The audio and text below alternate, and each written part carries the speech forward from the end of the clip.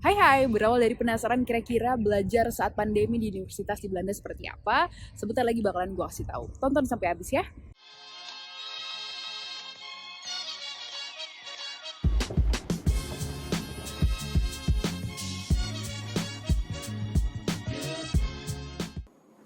Oke, sekarang gue udah ada di common areanya kampus. Ini bagian dari kantin juga, dan gue mau sharing tentang gimana sih belajar saat pandemi di sini dan juga hybrid learning itu seperti apa. Tapi sebelumnya coba dong dipencet dulu like dan juga subscribe-nya biar makin semangat bikin videonya. Oke.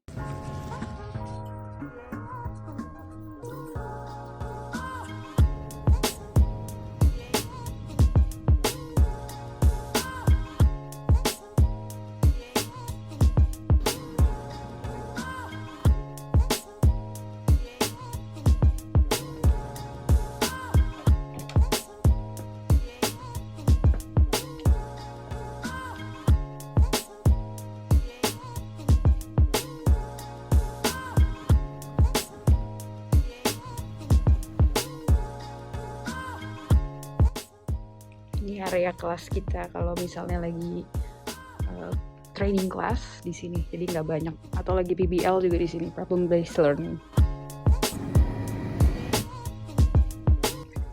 Ini kantinnya cuman udah tutup. Ini area belajar kita, belajar kantin. Pertama kali gue masuk ke programnya, itu jujur deg-degan karena nggak tahu kan mulainya bagaimana atau yang dipelajarin apa aja. Tapi untungnya di Maastricht University mereka punya student portal tersendiri di mana isinya lengkap banget dari minggu pertama, minggu kedua, minggu ketiga, dan seterusnya apa aja yang kita pelajarin. Di minggu pertama itu apa yang mesti kita baca, apa tugas kita, deadline-nya kapan, itu dikasih tahu dengan cukup jelas. Kemudian juga assessment-nya itu apa yang dinilai dari kampus, itu juga dibaca. Jadi kunci-kuncinya untuk kita belajar sebenarnya ada semua di portalnya tersebut. Nah, mungkin kamu kebayang-bayang kan ini hybrid learning di masa pandemi ini seperti apa sih? Emang ini jujur beda banget. Kita semua sedang beradaptasi pastinya. Gue juga yakin kampus juga terus-menerus beradaptasi, dan yang kita jalanin adalah hybrid learning. Cara simple, ini ada sebagian kelas yang dilakukan secara online, ada sebagian yang dilakukan secara tatap muka. Jadi kalau di periode 1 gue waktu awal kemarin, dalam satu mata kuliah, simpelnya ada 3 kelas. Jadi kelas yang pertama itu lecture class, atau kalau misalnya mungkin waktu zaman gue S1 itu ada dosen yang ngajarin ya, itu lecture classnya. Terus kemudian yang kedua itu ada namanya tutorial class, atau tutorial class ini bisa kita sebut sebagai PBL, problem based learning, di mana nanti akan ada satu tutor yang memberikan sebuah kasus. Kasusnya kasus nyata, kasus real, dan di situ kita harus membaca kasusnya dan juga menurut teori yang kita udah pelajarin, kira-kira bagaimanakah cara menyelesaikan kasusnya tersebut. Nah, itu harus kita diskusikan dengan teman-teman satu kelompok kita. Itu simpelnya tutorial group class, dan gimana caranya kita menjawab.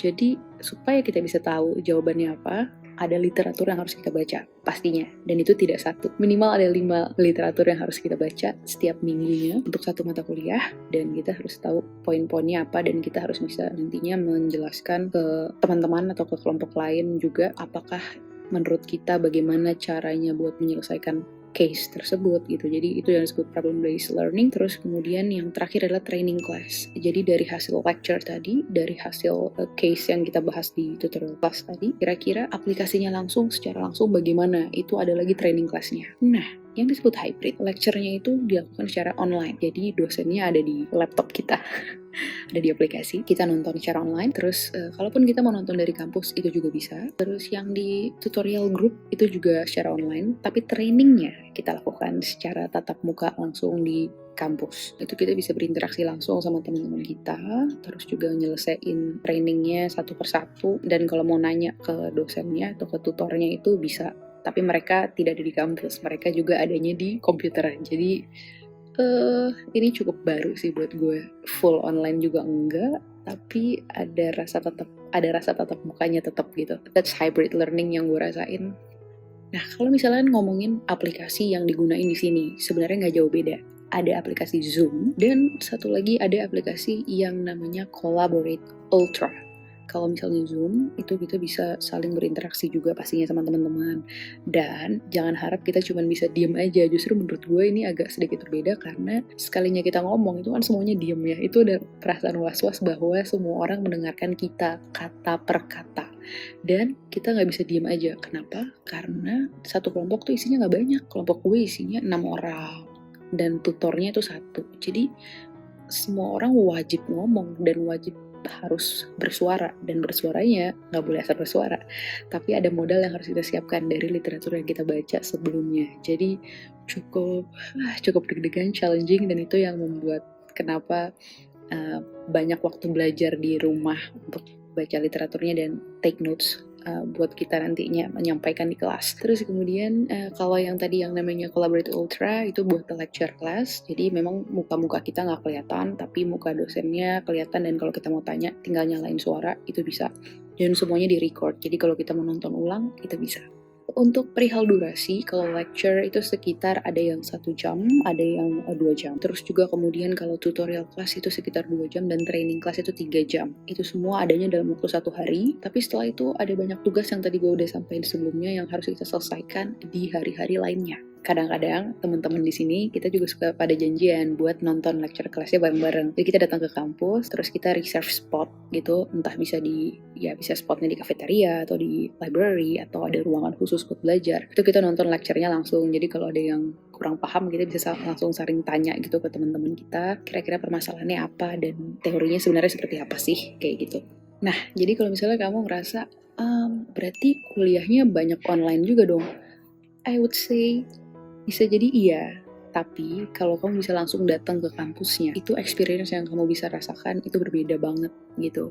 Walaupun nggak seperti kampus waktu awal-awal atau ya beberapa masa sebelum pandemi itu kan ya kita benar-benar ke kampus, duduk di kelas, nonton dosennya, dan kemudian interaksi langsung ke dosennya tatap muka. Mungkin sekarang belum bisa, tapi gue yakin tidak lama lagi mudah-mudahan kita bisa kembali ke masa seperti itu, atau ya who knows kalau kedepannya ternyata sistem belajar itu ya hybrid gitu ya kan. Cuman yang uniknya lagi, tidak semua kampus seperti yang gue ceritakan ini gitu. Kebetulan di fakultas gue cara belajarnya seperti ini, tapi di beberapa fakultas lain, di kampus yang sama tapi fakultas yang lain itu full tatap muka. Jadi ya gue punya teman yang ada di School of Business and Economics, itu mereka tatap muka langsung kelasnya, jadi sama sekali nggak online. Setiap hari datang Senin sampai Jumat, duduk di kelas, ya seperti kuliah pada umumnya. Dengan gue lihat ada beberapa cara sistem belajar yang berbeda-beda, tandanya pasti semua universitas pun sedang melakukan percobaan atau adaptasi dengan keadaan pandemi sih. Kalau menurut gue belum ada cara yang menurut gue paling baik, atau misalnya cara ini tidak benar. Menurut gue kita nggak gampang sih buat ngejudge itu gitu, dan sebaiknya jangan ngejudge terlalu cepat karena pastinya adaptasi yang dilakukan kampus itu sudah sesuatu yang terbaik. Entah itu dimanapun kamu belajar sekarang itu kita ada di masa-masa yang luar biasa, dan kamu adalah salah satu contoh yang hebat banget kalau misalnya sekarang lagi kuliah atau berniat buat kuliah, padahal sekarang keadaan dunia sedang luar biasa karena pandemi ini ya. Kalau ngomongin refreshing pastinya berbeda lagi nih kalau misalnya kita langsung ada di negara tempat kita belajar. Kalau capek habis belajar itu gue biasanya sepedahan, entah cuman keliling-keliling antar blok atau sampai ke sentrum. Ya gue hitung waktu lah 30 menit, yang penting gue menghirup udara segar bisa balik lagi. Gak harus ngeluarin duit, gak harus jajan, gak harus beli kopi, gak harus beli boba. Pokoknya yang penting gue menghirup udara segar, terus kemudian balik lagi ke kamar atau balik lagi ke kampus untuk lanjut belajar gitu. Dan itu biasanya bikin lebih semangat lagi. Jangan lupa kalau misalnya weekend kita juga masih bisa janjian sama teman-teman di sini, atau teman-teman yang Indonesia di sini juga suka pada ngumpul. Teman-teman internasional kita suka ngumpul bareng, makan pizza misalnya.